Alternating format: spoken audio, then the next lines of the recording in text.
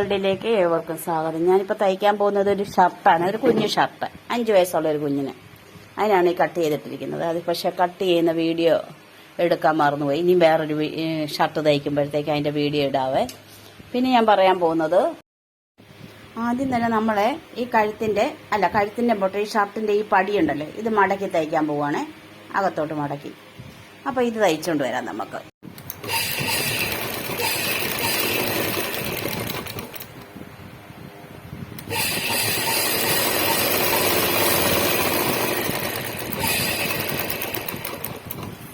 നമ്മൾ ഈ പടി അടിച്ചേ, ഇനി നമുക്ക് ഈ ഷോൾഡർ തമ്മിൽ കൂട്ടി അടിക്കാവേ. ഷോൾഡർ തമ്മിൽ കൂട്ടി അടിച്ചതിന് ശേഷം നമുക്ക് ഈ കൈകൾ ഫിറ്റ് ചെയ്യാം. അപ്പം ഞാൻ ഷോൾഡറും പിടിപ്പിച്ച് കൈയും പിടിപ്പിച്ചേ.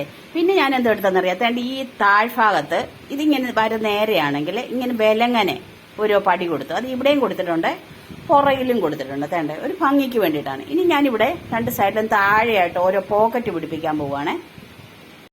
അപ്പോൾ തേണ്ട നമ്മൾ ഈ ഷർട്ട് തയ്ച്ചു കഴിഞ്ഞ് ഇനി നമുക്കിത് ബട്ടൺസ് പിടിപ്പിക്കണേ. ഇത് ഷോർട്ടായിട്ടാണ് തയ്ച്ചിരിക്കുന്നത്, മുതുക്കിറക്കമൊന്നും ഞാൻ വെച്ചിട്ടില്ല. ഇപ്പോൾ പിള്ളേരെല്ലാം ആരും ഇടത്തില്ല ഇറക്കമുള്ളത്, എല്ലാവരും ഇറക്കം കുറഞ്ഞതേ ഇടത്തുള്ളേ.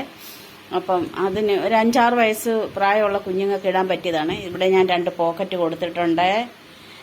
പിന്നെ ഈ പടി ഇങ്ങനെ ബലങ്ങനെ കൊടുത്തിട്ടുണ്ട്. പിന്നെ അങ്ങനെയൊക്കെയാണ് കാര്യങ്ങൾ. പിന്നെ ഇറക്കം പറഞ്ഞിട്ടുണ്ടല്ലോ, കുറവാണ് വെച്ചിരിക്കുന്നത്. പിന്നെ ഇനി നമുക്കിതിന് ചേരുന്ന പാവാടയും കൂടെ തയ്ച്ചുകൊണ്ട് വരാം. പട്ടുപാവാടയും ബ്ലൗസുമാണ്. ഷർട്ട് ആകൃതിയിലാണ് ഞാൻ തയ്ച്ചിരിക്കുന്നത്. ആരും എന്നോട് പാഷം പറയാറില്ല, തുണി തരുക തയ്ച്ചു കൊടുക്കുക, അത്രയും മാത്രമേ. പിന്നെ തുണി തന്നിരിക്കുന്ന ബെലങ്ങനെ അവരുടെ പീസ് അധികം വന്നതാണ്. അപ്പം അത് ബെലങ്ങനെ മോളിൽ നിന്ന് ഇങ്ങനെ ഞാൻ കാണിച്ചു തരാം.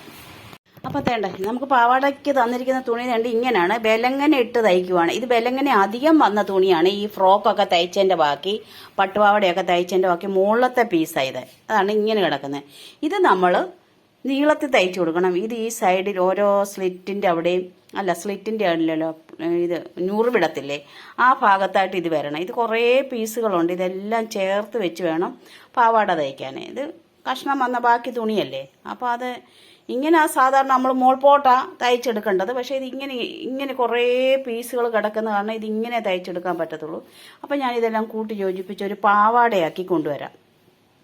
ഇത് ഞാനൊരു 12 പീസ് കട്ട് ചെയ്തെടുത്തിട്ടുണ്ട്. എന്നിട്ട് ഒരുപാടുണ്ട്. ഇതൊരു 12 പീസ് കട്ട് ചെയ്തിട്ടുണ്ട്. നമുക്ക് അരവണ്ണ 24 ഇഞ്ച് മതിയേ. അപ്പോൾ ഒരു പീസ് നമുക്ക് 12 2 ഇഞ്ച് മതി ഒരു പീസേൽ. നല്ല വീതിയിൽ 2 ഇഞ്ച് ഇങ്ങനെ തയ്ച്ചെടുക്കാം. നോക്കാം എന്തുമാത്രം കിട്ടുമെന്ന്. എന്നാലും ഞാനൊരു 12 എണ്ണം വെട്ടിയെടുത്തിട്ടുണ്ട്. അങ്ങനെ നമ്മൾ ഈ ഷർട്ട് പൂർത്തിയാക്കി എടുത്തു.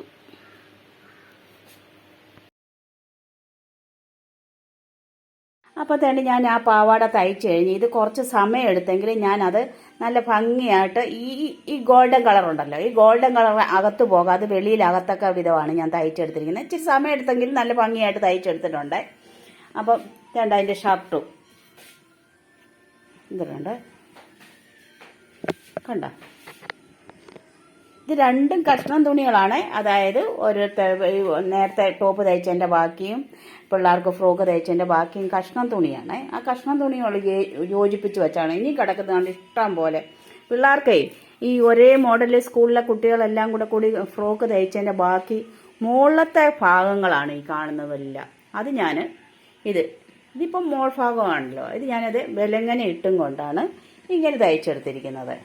അപ്പോൾ എൻ്റെ ഈ വീഡിയോ കണ്ട എല്ലാവർക്കും നന്ദി, നമസ്കാരം. ഷെയർ ചെയ്യാനും സബ്സ്ക്രൈബ് ചെയ്യാനും മറക്കല്ലേ.